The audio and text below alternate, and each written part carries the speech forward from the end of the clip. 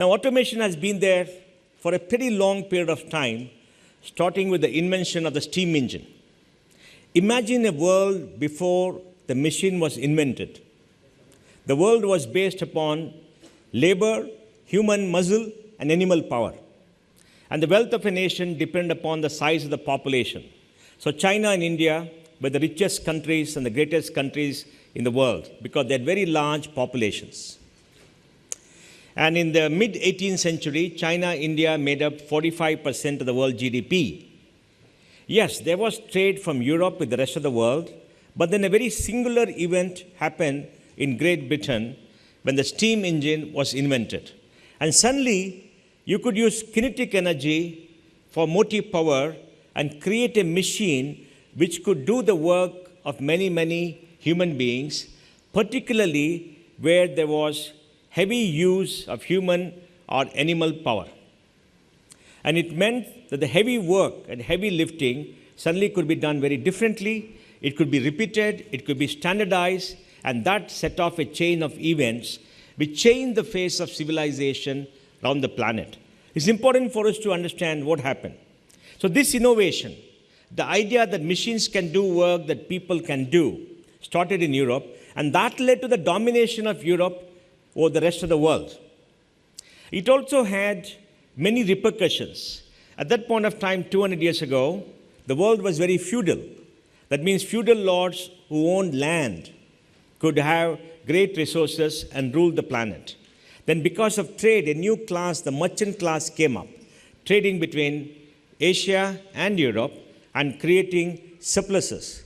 They were also rapacious, taking away gold and silver from South America, destroying old civilizations, coming to Asia, and also trying to conquer territory to further trade to the formation of joint stock companies like the Dutch East India Company and the East India Company in Great Britain. And this wealth accumulated over a period of time because the European domination made sure that the Industrial Revolution stayed put in Europe. And staying put in Europe created surpluses. The surpluses led to more and more machines, more venture capitalists, factories, exploitation of labor, because labor moved from agriculture to the factory. And also the death rate came down with the large population growing. So population grew because the death rate came down, health improved, and there was a general explosion of the availability of people. If you read Charles Dickens, I'm sure many of us have read Charles Dickens when you're growing up, you'll find the kind of exploitation that was happening at that point of time. And throughout history, life has been a battle between capital and labor, the feudal class and the labor class. And when the Industrial Revolution happened, this accentuated somewhat with the creation of a new class of people.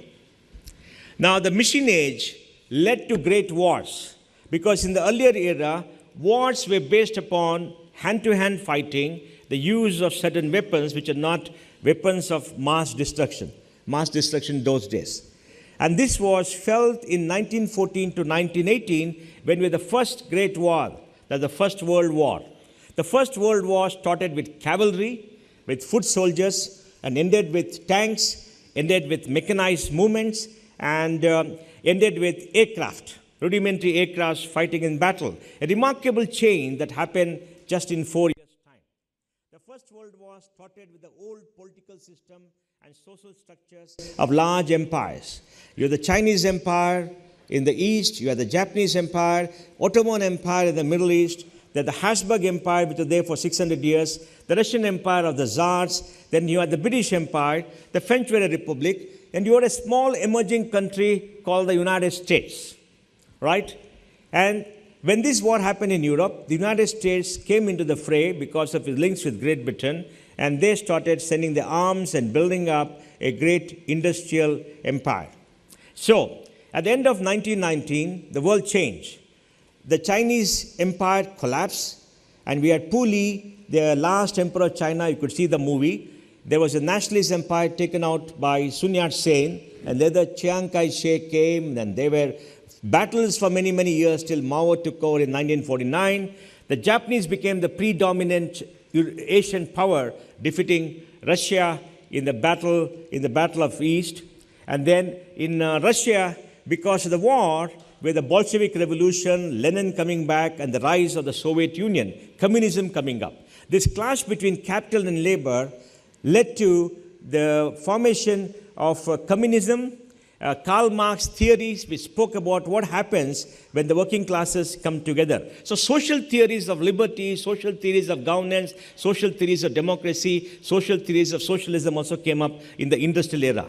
We need to remember that, and it's been a very short period of time in human history, right? So we have the Soviet Union coming back. The Habsburg Empire, which ruled for 600 years in Austria, collapsed. The Germans, who had built up an empire by then, the unification by Bismarck, they too fought the war and they collapsed. And the Ottoman Empire broke up. The Ottoman Empire ruled the world, that part of the world, for 600 years. And the Sultan in Istanbul was the Caliph of the Muslim world. He was the Caliph because he had control over Mecca and Medina, the two holy cities in the Islamic world. And then Great Britain was enfeebled because they lost a lot of their industrial power fighting a battle to defeat Germany. So they were the great powers that were there around that time. And then you had the United States coming up singularly because the United States, being across the pond, didn't feel any destruction. The war was fought in Europe. The Americans went there, put the men and everybody else, and suddenly they discovered they could be a great power. So 1919 was a defining point. It all went back to the invention of the steam engine. Just see how the implications spread in society, in political theory, and how things change. The Treaty of Versailles in 1920 led to the creation of a different kind of a structure because it made Germany pay heavy reparations for the war. It was very unfair, and the Treaty of Versailles was signed in a railway compartment somewhere near Paris. At the same time, in the Middle East, we saw the rise of Kemal Atatürk.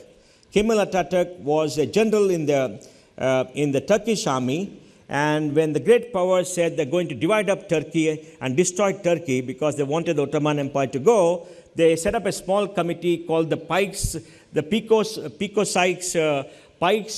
and Sykes Committee. And this was one diplomat from France, one diplomat from England. They sat together over tea and drew up the map of the Middle East. And they created Lebanon, they created Syria, they created Jordan, they created Arabia, they created the Emirates and everything else, all writing on a map with two people sitting down, and they changed the world. And that led to the creation of something called neo-colonialism. Because neo-colonialism means that you have a local ruler to rule, but foreign affairs and everything else was done by the great powers like Great Britain, right? Those were the days where colonization was at its peak, imperialism was at its peak.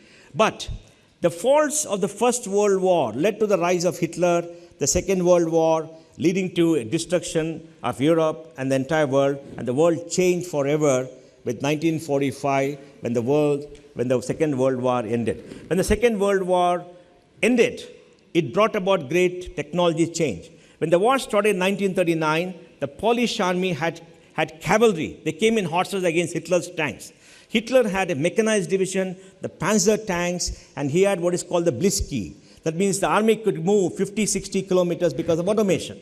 50, 60 kilometers a day by automation. The French had built a defense fortified line called the Maginot Line to prevent the Germans to come in. He sidestepped and came in through Belgium and conquered France in about 45 days, I think, and came to Paris. It's a very famous chapter in the history of Second World War. The mistake he made was going to Soviet Russia, and the Russian winter finally destroyed Hitler's armies. In the same time, we saw the United States come into the fray, sending armaments, doing Lend-Lease, busting up Great Britain, and Great Britain came to its knees. In the First World War, 16 million young people died. In the Second World War, 60 million people died. 60 million people. And this is all the result of the innovation led by machines. So when the Second World War ended, you had rockets. Rockets were flown by Hitler to hit London, the V1, V2 rockets by Werner von Braun. And then you had great tanks. You had a battle in the air, the Battle of Britain and the battle in the air with aircraft, etc. And a lot of technological innovation happened at that point of time. So 1945 saw a different world. The Japanese were destroyed because they came from the east, they fought a battle, and you'll be very happy to know that the biggest battle of the Second World War was fought in Kohima. in India, where 1,500 Indian and British troops stood up against 15,000 Japanese, defeated them. They started the Indian advance down Burma, and MacArthur came up from the seas, and the Japanese were gone. The Russians became very powerful because they lost a lot of people, I think maybe about 40 million people, because they were a very large country, and Stalin made sure that he sent his people as cannon fodder, and I think they became the dominant power. In Europe, Germany was down, France was down, Great Britain was enfeebled, Churchill was thrown out of power, the United States rose, and that was a very different world, right? So you've seen how it all evolved over a period of time.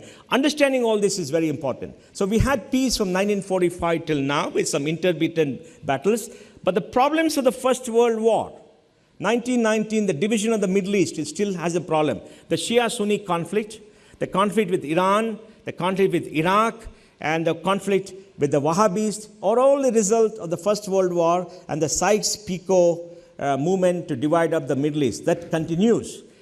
Israel, which was formed by the Balfour Declaration in 1918, when Lord Balfour stood up in the British Parliament and said that the Jews are going to get a homeland, and between 1918 and 1940, there a lot of Jewish immigration going up to create their own land, that still simmers.